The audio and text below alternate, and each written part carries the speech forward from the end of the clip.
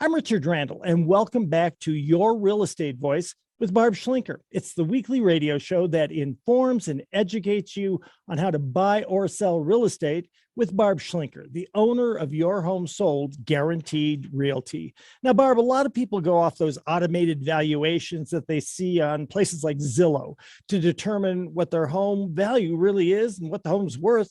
How does a home seller decide what price to set when they're selling their home? Well, Richard, both Zillow and Open Door lost $1 billion betting on those online valuations. They still do it. They go out there. If you go up on Zillow right now and you'll say, oh, I'll offer you this much. Those are Open Door offers.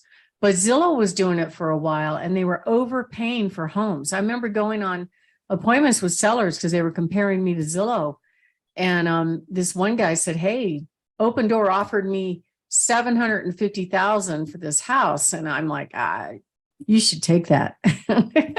Because I knew it was more than the market would command at the time. And then they went on to resell that house for probably $100,000 less than what they paid for it. Well done. So pricing a home appropriately can mean the difference of a home seller getting the most money for their home, or it's sitting on the market for a long period of time and not selling. That's absolutely critical. And here's the one thing that surprises most home sellers is that buyers won't even try to negotiate. I get this question all the time. Won't they make an offer? And the answer is no, they won't, because they're assuming that's how much you're only going to accept. A lot of people, well, we do still get some low offers on some properties. It does still happen, but not as frequently. And so if you price it too high, what happens is buyers don't look at what the historical sales were so much as they do at what they can get in their price range. So if they're finding better choices in their price range, they're not even going to show interest in your home. They may not even go look at your home. So it's really, really important to be priced what I call not below market value, but what I call realistically versus optimistically. And it used to be that people would price it too high. When we had more of a buyer's market, people would price it high intentionally, expecting some negotiating to go on.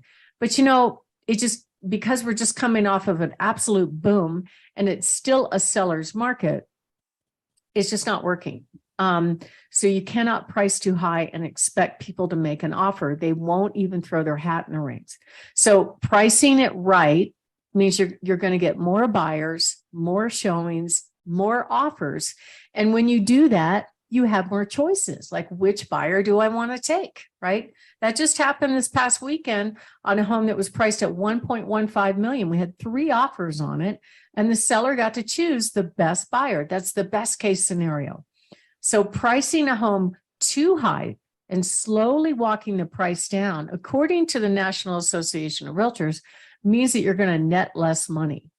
And then if you price according to these automatic valuations, the thing is, they don't know your home. They don't know the improvements that you put in your home. They don't know if you have views. They don't know if you have a fabulous kitchen. They don't know if you have something special that makes your home stand out above the rest. All they're doing is averaging the values of the homes around you. And many times those are not similar sales. It could be a 2-story against a ranch or a 4-level against a ranch, whatever. Those are not comparables, essentially. And if you go and you take your, go up on realtor.com and put your address down, and you'll scroll down to something that says real value. I think if you click on that, it'll bring up a graph and it will show you 3 different automatic valuations. And typically the range between them is anywhere from $40,000 to $100,000 difference in what those automatic valuations think your home is worth. So it's always best to price your home what I call realistically versus optimistically. So what does that mean? It really depends on the house. If you have a beautiful home that's in great condition, like I have one on the market right now that's getting offers, and it has a spectacular kitchen. And, it's an older home, but he does kitchen remodels. So he redid the kitchen and it looks amazing. And so you can push the price to the top of the similar sales in that case, because it is absolutely move-in ready and the buyers are falling in love with it. But if you have a dated, old, tired home, original cabinets and wallpaper everywhere, chances are you're not going to get a buyer to pay top dollar for that home. So you have to price it according to not just similar sales, but also the condition. You have to look at the competition and say, oh, if I'm a buyer, hey, that home's got granite counters and a beautiful kitchen and updated bathrooms, and I don't. Those prices for those two homes are completely different. And that's part of what we do. We help our home sellers decide where to price the home to get the most amount of money. And whenever you price it, what I call realistically, that is when you're going to get the most amount of money. Another example, like I just put one on the market last night, actually, and the phone is blowing up with agents that want to see it. I even had an agent book a showing at 8 a.m, which is ridiculous. I set it up where it's supposed to default to approve the showings, but Zillow owns the showing service, just so you know, and it doesn't work perfectly. So what it did was it authorized a showing without access. So she shows up at the door at 8:15. Imagine you just authorized a sale. We're planning to do an open house this weekend. Imagine this, Richard. Some agent shows up at your door at 8 a.m. Well, she hadn't even. Sorry, no way. No, she hadn't even gotten dressed yet. She's getting ready to leave town. So she sent the buyer on his merry way with the agent. And my phone's blowing up and I'm like, okay, our office isn't really open yet. She's calling me at 7:30 in the morning. I'm like, okay, stop, and I asked her, did you read the MLS? Because it said the showings are going to start this weekend at the open house. Well, yeah, but I set a showing and I'm going to be out of town and blah, blah, blah. It's all about her. And I said, I'm sorry, but this is the way we're doing it. Your buyers are welcome to show up at the scheduled time. And she was special. So then what does she do? She sends me an offer, and turns out her buyer has a house to sell that's not even on the market yet. So she didn't really have a buyer that can perform at this point. So, that's the kind of stuff I have to deal with all the time. And I have to make sure now that when I activate a listing, I go in there and put all these restrictions on before I let the masses out of the gate, because after that, I got 10 more phone calls on that property. So obviously the seller made the right decision about pricing it realistically. And buyers are seeing value in that home. So now the whole idea is to get all the buyers, give them all a chance to see it. We're not going to reserve the house just for one buyer. We want all the buyers, our buyers, other agents' buyers in the buyer population, to have a chance to go see the home. That way they have an opportunity to throw their hat in the ring.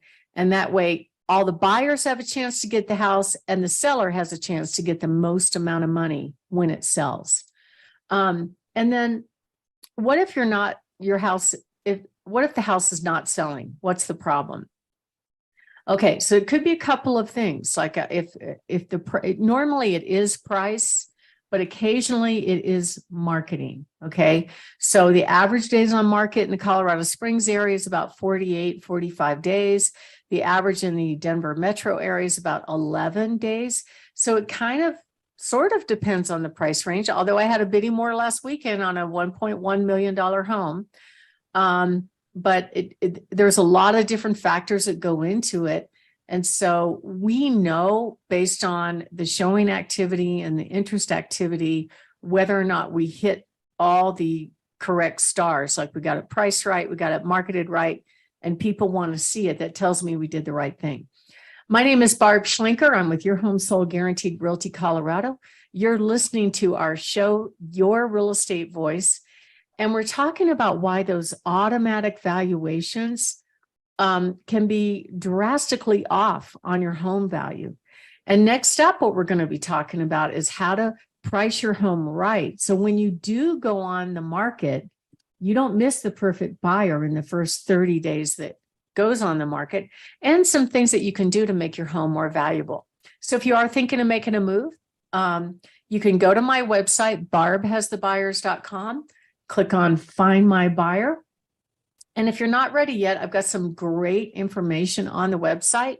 Go on there anyway, click on free reports. There's also some cool stuff. Or you can give us a call at 719-301-3900. Richard? You're listening to Your Real Estate Voice with Barb Schlinker of Your Home Sold Guaranteed Realty. And you can reach her at 719-301-3900. Now, Barb, I know you and your team are a home valuation expert. You can help home sellers with establishing a really fair price. But what are the things that make a home more valuable so that sellers can get more money when they do sell?